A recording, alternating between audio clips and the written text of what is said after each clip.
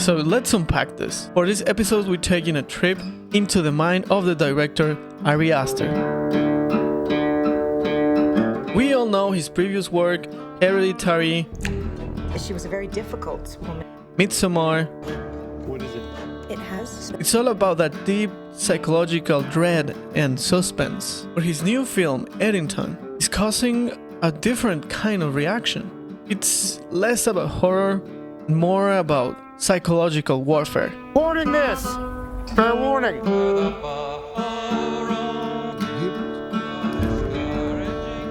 Became a lightning rod instantly, and the reception has been aggressively polarized from day one, and that's putting it lightly.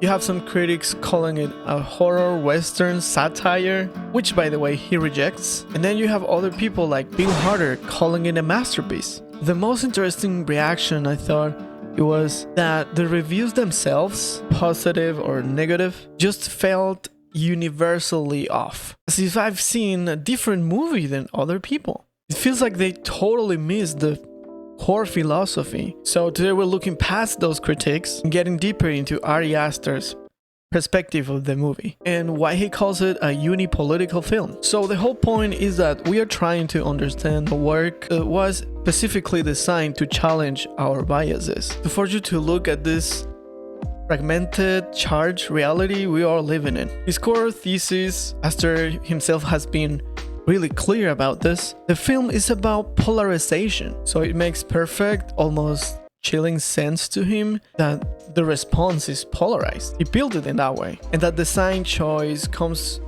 with his refusal of doing a different type of film. I wanted to show what it's like for us to be living on different planes of existence, stuck in these different realities that makes us, well, not reachable to each other. But how do we classify his political nature? This is where he brings the term he mentioned, omnipolitical. And he's careful to clarify. He doesn't think it's necessarily political, not in the sense of advocating for a platform, but he knows for sure it's not apolitical. So omnipolitical is the way of capturing this overwhelming feeling of contemporary American life. The film is trying to show, and this is his quote, what it feels to live in America where politics are just seeped into every single corner of our lives. So it's not a satire of one party, it's a satire of partisanship itself. The whole idea that every single thing has to be filtered through this ideological lens. And to get that multi-sided critique, he created what he calls a mandate of inscrutability. Okay, but what does he mean by that? He say he deliberately went out to make a film that was hard to understand, inscrutable, just to challenge our convictions. He wanted to make his own personal stance hard to understand as long as he wanted. He wants you, the viewer, to have to confront your own ideas about it, because the film refuses to tell you where to land. And that of course created huge problems for critics that only wanted to slap a simple label on it. Reviewers were basically just writing editorials about what they agree with. He said the debate over whether the liberals were getting roasted more than the conservatives was a crazy thing to say. It just gets to show how our immediate reflex is to see everything as a game of 0 to sum. Who's winning? Who's losing? It's like walking out after watching the movie and saying who won the movie. And to fight that, Aster's stress to the film had to be empathetic in multiple directions. He was adamant about it. He said if he was condescending to any of these people, whether they were coded left or right, the film would have been a total failure. He sees himself in all of them. He actively tried to find the messy, real humanity, even in the characters his views personally opposes. That focus on empathy in such a polarized world, it makes the film setting so important. And he needed a very specific moment for this. He chose May 2020. The temporal context is the foundation of the whole thing. We all remember it. That unique tense feeling of May 2020. You have the initial COVID lockdown, creating this sense of universal threat. that immediately intersects with the outrage after the George Floyd situation. And Aster saw this as the accelerate point, as where he puts it, the final link to whatever that old world was caught permanently. He thinks that moment sealed the deal, leaving us all stranded in our individual islands in our minds. We watched it happen in real time, didn't we? Mass events stopped being about shared human experience of tragedy and disaster and immediately became tribal identity markers. We can also point out how COVID stopped being about suffering and just became about politics. I mean, look at the masking argument. It wasn't really about public health, was it? It became the centerpiece of the culture war. Personal freedom versus collective safety. And to make sure the satire felt completely real, Aster didn't just write this from an office in LA. He went back to New Mexico, where the film is set in, and did some extensive primary research. Traveled around asking sheriffs, police chiefs, mayors in different counties, trying to capture the specific texture of those local political scenes. And the research shows up in the characters. Joaquin Phoenix's character, Joe Cross, is directly modeled after a sheriff ArieAster met, right down to the wardrobe. The same sheriff even consulted on the set. With such incredible detail, drawing on a person like that helps the film authenticity. It lets him show the gap between these online debates and the underground reality. He also contrasts this kind of performative politics. There's a scene where a character quickly Googles Angela Davis just to impress a girl who's carrying her book. And then he contrasts it with the irony of, say, Black Lives Matter protest in a small New Mexico town. As you know, it has very few African American residents. It just highlights how disconnected so many of us are from the issues we get so heated about online. So the film is brilliant at showing this ideological chaos. What does Aster think is the source of this chaos, the nucleus? He says the most overlooked and most important element of the whole film is the real dread behind the shouting. If you get to sum up the movie in one phrase, he says it's about a hyperscale data center being built outside of a small town. And this is the critical piece so many of us missed. The data center is not just a backdrop, it's this terrifying, almost cosmic entity as a metaphor of the world we're living in now.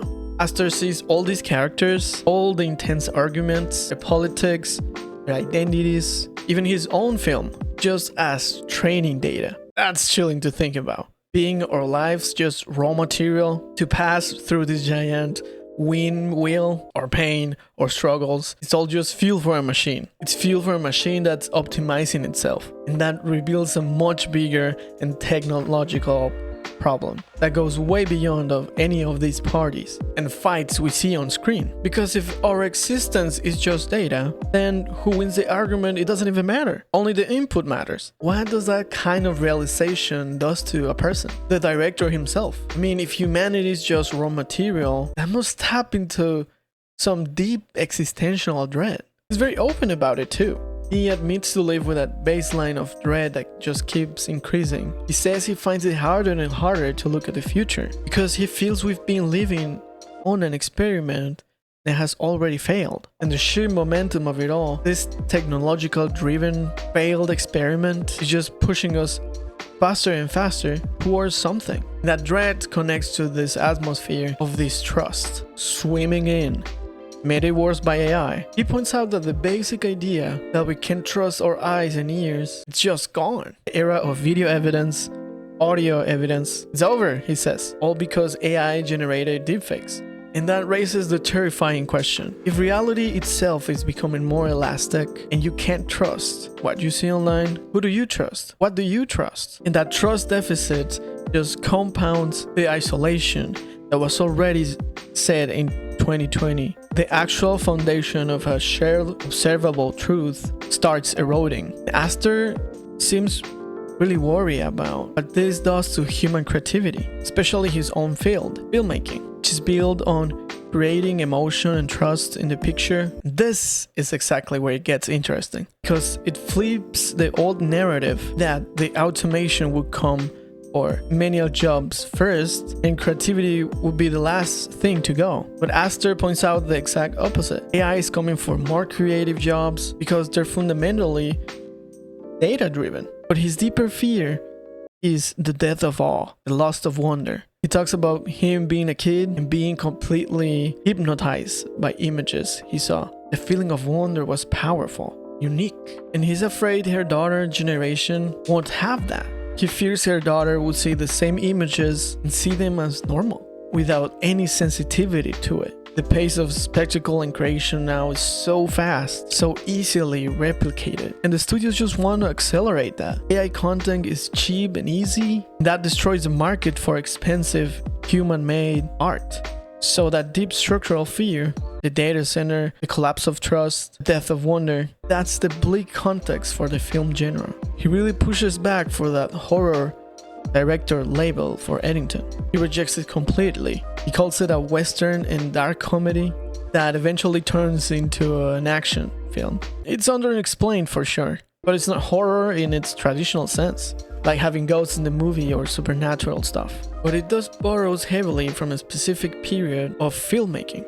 1970s paranoid thriller. Movies like The Parallax View or 3 Days of the Condor, a feeling of unseen forces pulling the strings. The movie becomes gripped by that paranoia because all of the characters feels that something's wrong with the world. They can't agree what the problem is. That uncertainty. It perfectly reflects our own state of diffuse anxiety right now. It even connects the modern conspiracy vibe to a specific movie. I will go on JFK. Thinks JFK is kind of interesting and important film because it perfectly captures the fever of conspiracy thinking after the 60s. It showed how questioning power can become this all-consuming state of mind. And now he sees modern, often right-wing conspiracy movements using the language of the 60s and the 70s, liberal activism that cry to awake the mind of people and see the truth. It's like this weird historical echo. He wanted to show how much we were changing by this constant digital bath of content and conflict. So Eddington is designed to be inscrutable, hard to understand, without a critical mind. It's demanding you challenge your ideals during that 2020 era of chaos and uncertainty. The data center metaphor is the hook for Arie's perspective. The idea of humans being raw material and all our passionate ideological conflicts is being processed as training data, with AI on taking away creativity from our daily life and destroying our collective truth with deepfakes. How are we gonna rebuild trust? And even more important, what will it become the new source of genuine human-made awe that can possibly break through all the static? If humans can't understand each other, what are we? I hope you like this review of the movie, and please let me know down in the comments what you think about ArieAster. If he's just scared of AI, or are you scared of AI? Subscribe to the channel, that will help me a lot. I'll see you in the next one.